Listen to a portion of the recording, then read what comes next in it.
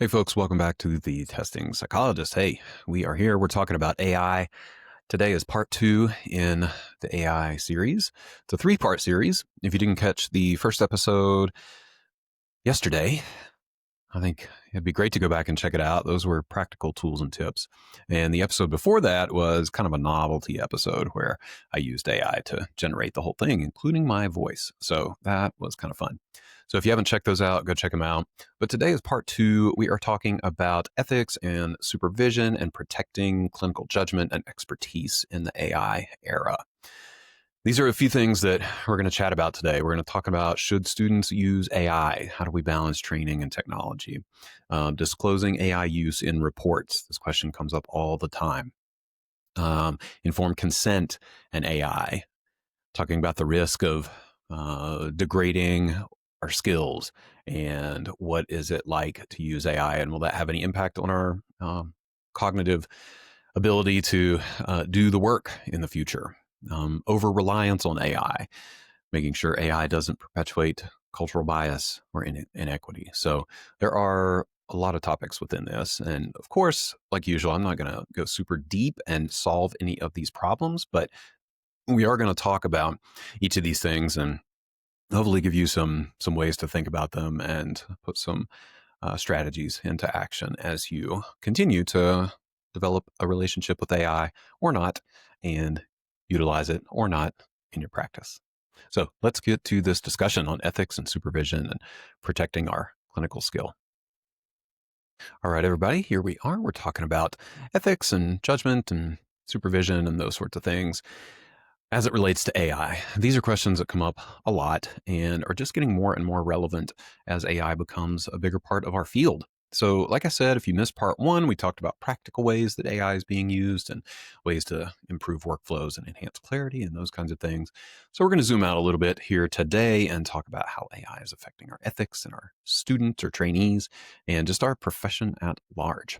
So, again, we're pulling a lot of this material and the foundational questions from the panel that I did back in April 2025 on AI and testing with AAPDN. So my guess, I should confirm this, but I didn't, so I'm just winging it here. But my guess is that you can go back and retroactively access it. You would have to pay for it, of course, as a conference registration, but go check that out if you are interested in a 3-hour discussion with some great colleagues on AI. Okay, so some questions we're going to be looking at. Should we disclose AI use in reports? What are some ways to approach informed consent? How do we combat like over-reliance on AI? And then, of course, some training questions as well. Do we let our trainees use AI? If so, how do we do that? If not, how do we talk with them? So I'm going to structure this. Section 1, I'm going to call, let's say, cognitive load and clinical judgment. And foundational question here, I would say, is does reducing our cognitive load always enhance critical thinking, or could it inadvertently erode clinicians' analytical and clinical skill? So, of course, the underlying issue here is that, as we rely on AI more and more, it's going to reduce our cognitive load.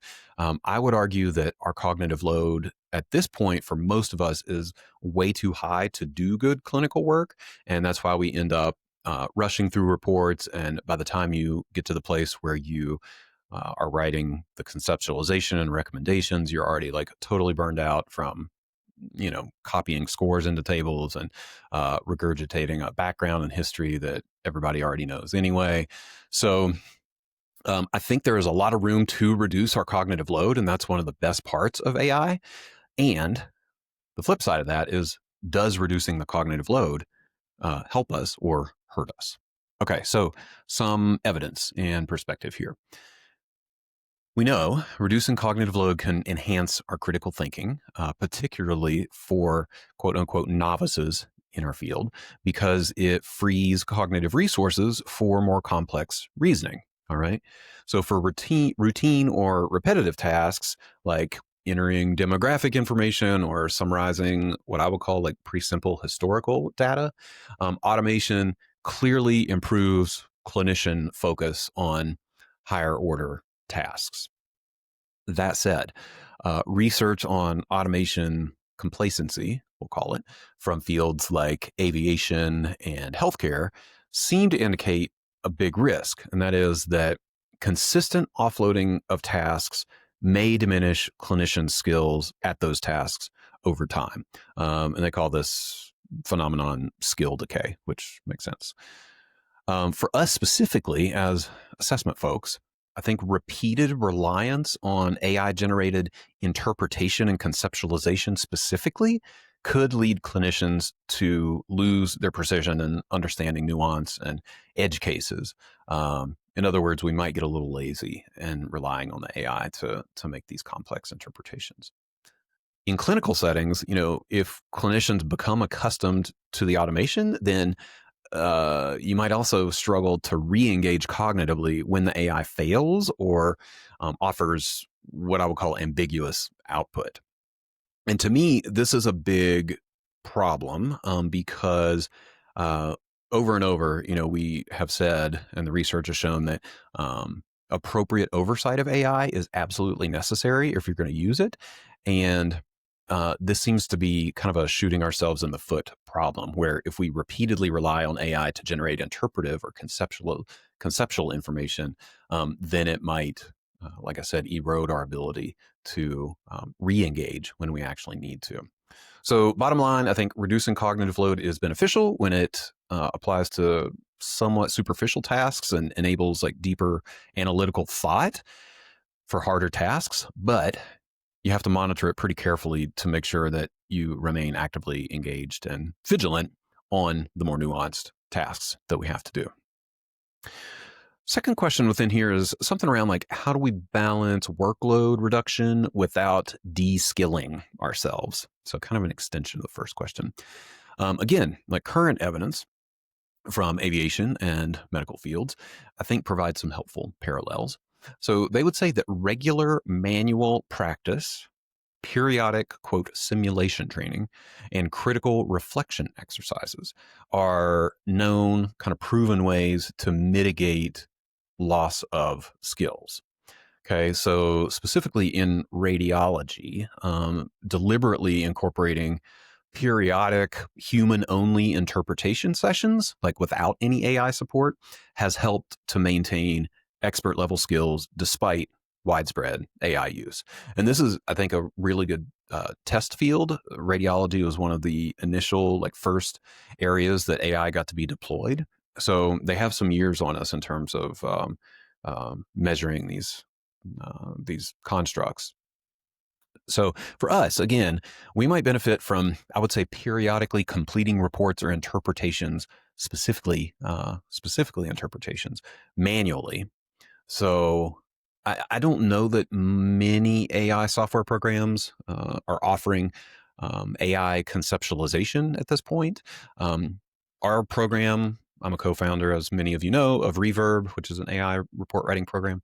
Reverb will offer a draft conceptualization based on your preferences. So that is available, but I think it is, that's not where AI is really meant to shine. And so for us, we need to periodically do reports or conceptualization specifically on a manual basis. We have to review the AI output pretty critically, and we do need explicit training on cases that AI might not handle well, which I would argue is, in our practice, many cases. So those complex, like culturally nuanced or environmentally nuanced cases, this is where we still have a job, which is a good thing. So what do we take from all this? Basically, you need to establish, I would say, explicit clinical practices, like do the task without AI, do reflective exercises, do structured oversight sessions to make sure that you maintain your proficiency and avoid loss of skills. I think we would all say that critical analysis is crucial in conceptualization and interpretation of the data, and we have to practice at it. So don't let AI do the whole thing. All right, let's move to section 2, which I titled as automation bias and over-reliance on AI. So first question to tackle here is, how might clinicians be trained to recognize and resist automation bias. All right, so let's dive into the evidence. Automation bias is well documented, particularly in what are called high risk environments like healthcare. So, what do? Some training approaches include explicit education on automation bias. This includes like confirmation bias and anchoring, which are two forms of bias that we engage in quite readily. If you want a deep discussion on clinician bias, go search for Stephanie Nelson's episode. I think it's titled something like "We Are All Wrong Sometimes," something like that, from a couple years ago. And I'll try to link it in the show notes if I can remember. But great episode on bias. But we want to do explicit education on these biases that might be present to just increase clinician awareness. They are there. Another strategy is to do what we call reflective reasoning training, which involves reviewing clinical decisions made with AI assistance. This has been effective in medical fields, so it kind of ties into the first section. We want to review the AI output pretty explicitly and regularly. The third option here is that you can do structured, quote unquote, challenging scenarios or failure mode simulations, similar to like aviation safety training, where the clinicians are practicing like questioning the AI generated outputs to build vigilance. So again, this is just a fancy way of saying you want to review the AI output at all times and simultaneously have in your mind the risk of bias and the most common types of bias that can happen that we're susceptible to. So again, bottom line, we should be systematically trained in recognizing this bias and encouraged to actively question automated recommendations. And periodically, we need to like confront these AI generated errors to make sure and strengthen our own clinical judgment. Second question here within this section is, could structured reflection exercises after AI use mitigate bias? The evidence would say yes. So structured reflection exercises have consistently demonstrated effectiveness in reducing bias in clinical decision making. Reflection prompts us to consider alternative explanations and interpretations, makes us analyze our decision making rationale pretty explicitly, and critically appraise why certain AI outputs might be erroneous or incomplete. So, yes, there is a known framework called the cognitive forcing strategies, which includes intentionally revisiting clinical decisions to evaluate if the automation component like overly influenced your clinical judgment. So yeah, definitely integrating brief systematic reflection into the clinical workflow when you're using AI can significantly affect the automation bias and improve your decision accuracy, which is awesome. Okay, moving on to section 3, the impact on expertise development. Okay, this is crucial. So this ties back into the previous two sections, especially section 1. But it's really, okay, so how could frequent AI use interfere with the deliberate practice required to master a skill set? All right. So let's dive into the evidence. Deliberate practice, this is coming from all the Anders Ericsson, 10,000 hour stuff, essentially it requires repeated engagement with challenging tasks accompanied by immediate feedback and active self-assessment. All three components are huge in this process. You have to do it repeatedly, you have to get immediate feedback, and then you have to actively self-assess the whole process. So how does this tie to AI? Frequent reliance on AI generated summaries or interpretations could limit clinicians' exposure to precisely the difficult, ambiguous tasks that we need to truly master something. So if AI always smooths the way, so to speak, clinicians might never sufficiently wrestle with diagnostic complexity. And, if we over rely on AI, then we can inadvertently make complex tasks like clinical reasoning into pretty simple like verification tasks, and that reduces our effectiveness and like the cognitive challenge here. As you can guess, a lot of this is tied into trainee development. So I think this is really crucial. And this is, if nothing else, like this is a rationale for not just allowing trainees to use AI without any guardrails. Okay. I think there is a lot of value in developing these skills on our own and kind of fighting with the process and the conceptualization and pulling the data together. In my mind, I don't want trainees to just turn into psychologists who are essentially just editors and who review AI generated material without having the foundational knowledge, built from wrestling with it themselves. So, bottom line from all this, you want to be careful in considering what tasks are delegated to AI. So it just keeps coming back for me to, I'm pretty hesitant to rely on AI for conceptualization or interpretation. We need that consistent exposure to those challenging cases without AI to kind of aid in that process. I actually think about this in a different way, which is responding to emails. I think I mentioned that in the past episode. I do use AI a lot to generate responses to emails and craft them a little bit more eloquently than I could and use a slightly different tone than I could, particularly if I'm feeling kind of like fired up and don't want to respond in that manner.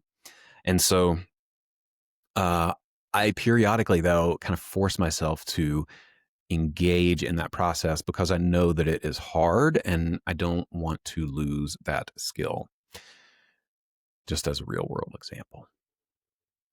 Another question in this realm, though, is can AI supported education be structured to preserve skill acquisition pathways, so to speak? So, can we use AI in a helpful way to actually develop these skills? And again, the evidence is positive here. So, provided that the AI tools are explicitly framed as supportive rather than definitive sources of interpretation. This goes back to the thought partner use. I really like framing AI as a thought partner versus a worker or, an employee, so to speak, to do the work for you. Um, for instance, AI being used to flag potentially relevant information for further review, to me, that preserves the clinical judgment. Okay. Now, you could argue, of course, like we should be reviewing everything and being able to discern what's clinically relevant and what's not. But this is a nice kind of intermediate step where you use AI to maybe flag some things, and then you have to go back and do the synthesis and analysis. Again, falling back to our sister fields of medicine and to a lesser degree aviation, when you integrate AI within structured training exercises, like where the trainees have to explain their reasoning explicitly, that reinforces critical thinking, which I think is pretty intuitive, but easy to forget. And so this is a practice that I'm really trying to implement with our trainees where, we talk about, okay, you can utilize AI for certain things and uh, explain your rationale first, and then let's go back and use AI to help. So it's kind of an explain to verify model where clinicians have to explain why they agree or disagree with AI output. This has been effective in radiology, and I would imagine can be really effective for us too. It's kind of like a built-in like miniature comp exam, which I like. So again, bottom line, educational approaches here just have to include like pretty structured, explicit opportunities for clinicians to actively justify their decisions and reason through complex tasks, using AI to complement and not replace our critical thinking. All right.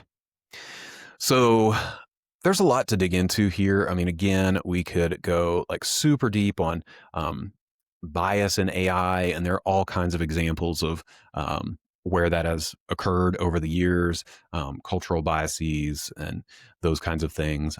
There's a separate episode to be had just on how to kind of verify AI output or check AI output for bias and evaluate different models and how much bias may be present in them.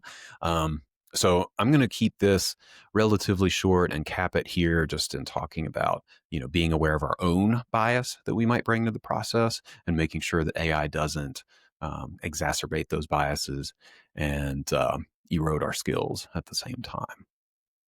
All right. So a lot of what we've covered, touches on kind of big picture questions. We did do some practical stuff last time, but I want to extend this conversation in particular into the next episode where I'm going to be talking about what I've developed and I'm really excited about, which is a proposed set of AI competencies for ourselves and our trainees. Yes. So I've done a bit of work, pulled together a lot of resources, and next time we'll be outlining, again, a draft of some AI competencies so that we can actually get some operational, sort of structured evaluation of our own skills and knowledge and our trainees' skills and knowledge of AI and how to use it and how to mitigate bias and many other things. So stay tuned, and we'll catch you tomorrow.